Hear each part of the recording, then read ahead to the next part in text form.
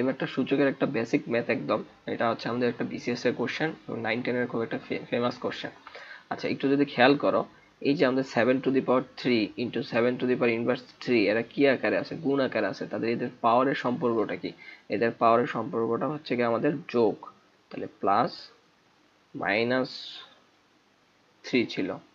নিচেরটার ক্ষেত্রেও সেম, এই 3 উপরে আমি চাইলে বাই ডিফল্ট ভাবে একটা 1 দিতে পারি, তাহলে এদের পাওয়ারের সম্পর্কটা আমাদের কি হবে, যোগ হবে, তাহলে 1 প্লাস -4।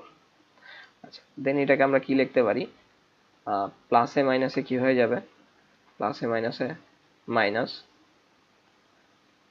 এখানেও সেম প্লাসে মাইনাসে মাইনাস, তাহলে আমরা কি লিখতে পারবো, 7^3 মানে 0, 3^-3।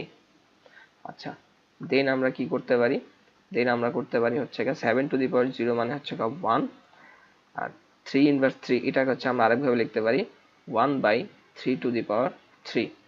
দেন এটাকে আমরা কি লিখতে পারি, নিচে এটা ভগ্নাংশ আছে, এটা তাইলে হচ্ছে আমার কি হয়ে যাবে, এটা তাইলে হচ্ছে আমার উল্টাই যাবে।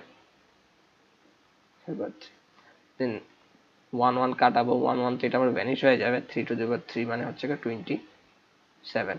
এটা হচ্ছে আমাদের অ্যান্সার।